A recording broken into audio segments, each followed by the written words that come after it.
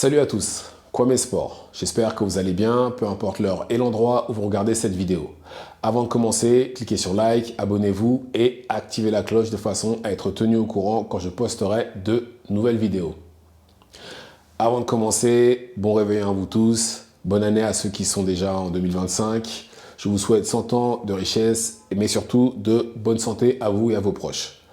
Mais maintenant que je vous ai souhaité de bonnes choses, on va parler boxe et plus précisément d'Usyk.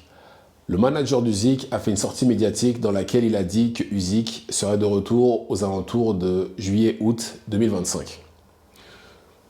Ce qui est une bonne chose, au moins on sait qu'il ne part pas à la retraite. Et au niveau de la fréquence, c'est à peu près comme entre le premier combat contre Fury et le deuxième, il y a aussi 7 mois, parfait. Ça lui laisse le temps de se reposer, de s'entraîner, de faire autre chose. Tant mieux.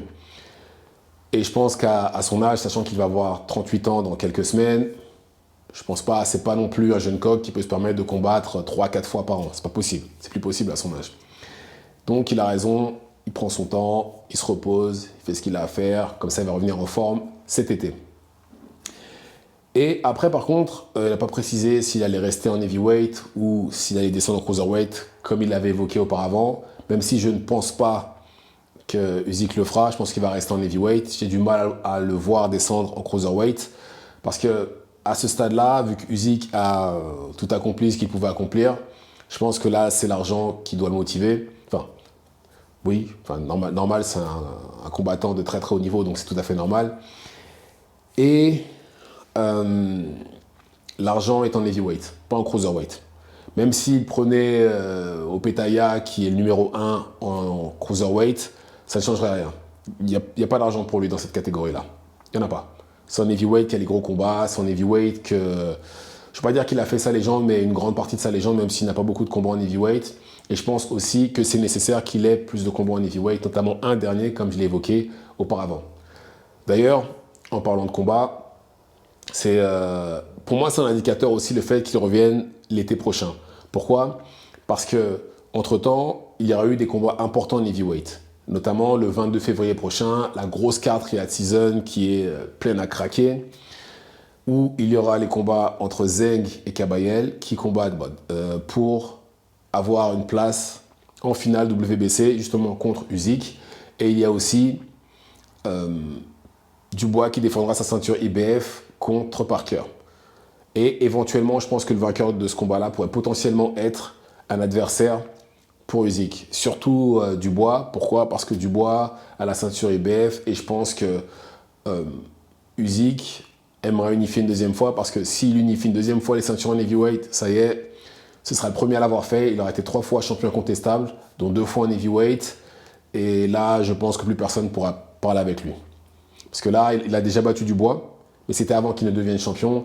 Et entre-temps, Dubois s'est transformé. Je crois qu'il a changé d'équipe. Et on a vu la différence, justement, après Usyk jusqu'à maintenant. Il a quand même battu Hrgović, qui était invaincu. Et il a mis KO, d'ailleurs, il a TKO Hrgović. Et il a mis KO Joshua, pardon.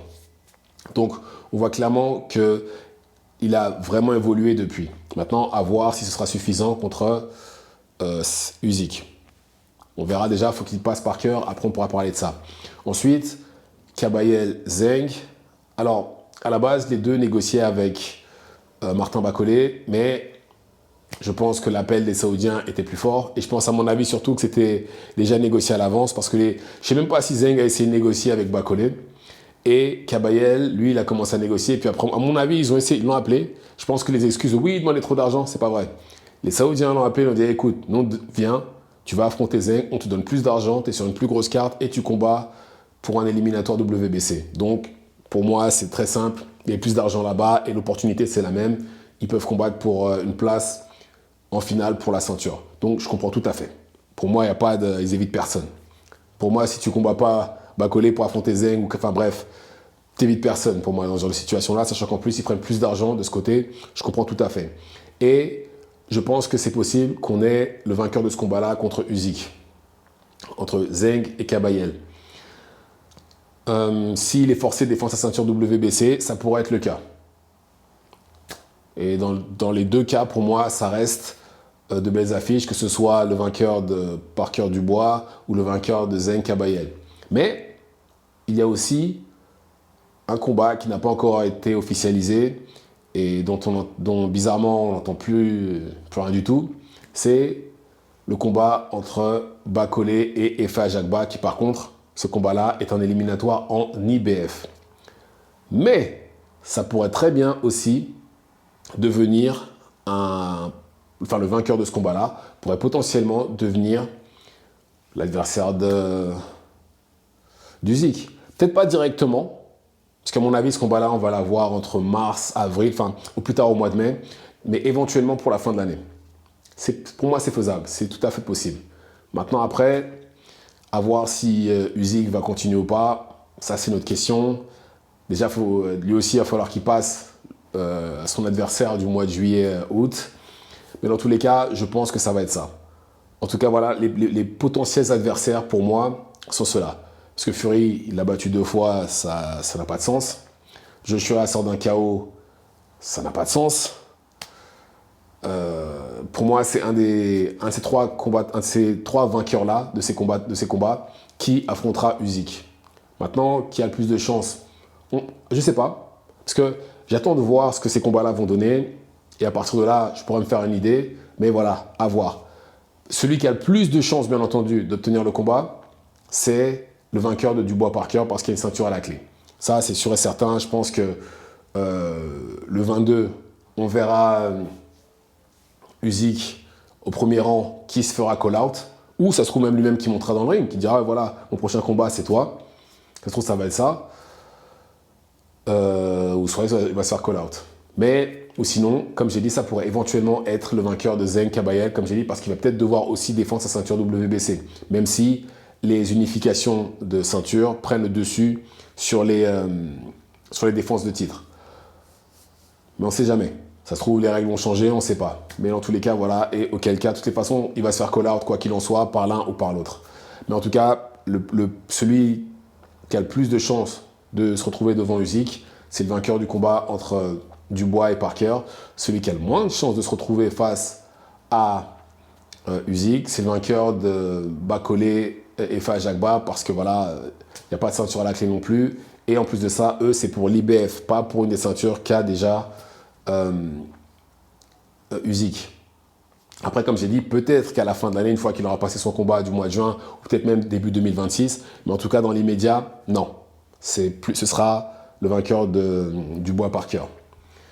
Mais en tout cas, voilà, c'est une bonne chose. Par contre, voilà, après, Usyk le connaissant, c'est quelqu'un de sérieux, qui s'entraîne tout le temps, qui semble pas avoir des vices comme boire excessivement de l'alcool ou faire la fête tout le temps, etc. Donc, théoriquement, il sera bien d'ici au mois de juillet-août, à moins qu'il ne devienne vieux d'un coup, comme ça peut arriver à certains combattants. Ce que je ne le souhaite pas, mais ça peut arriver. Et dans tous les cas, que dire, il aura une belle carrière, hein, mais bon, je pense pas. Je pense qu'il est sérieux. Et à mon avis, s'il demande à ce que son prochain combat soit entre juillet et août, c'est forcément, voilà, il veut se reposer, il veut prendre son temps, il veut pouvoir profiter un petit peu. Ce qui est important aussi dans la vie d'un combattant, même dans la vie d'une personne tout court d'ailleurs. Et en tout cas, j'espère qu'il reviendra en forme et qu'il nous fera encore une performance comme il nous a habitués. Donc voilà. Dites-moi ce que vous en pensez dans les commentaires. Activez la cloche de façon à être tenu au courant quand je posterai de nouvelles vidéos. Et c'est tout pour moi. Ciao, ciao.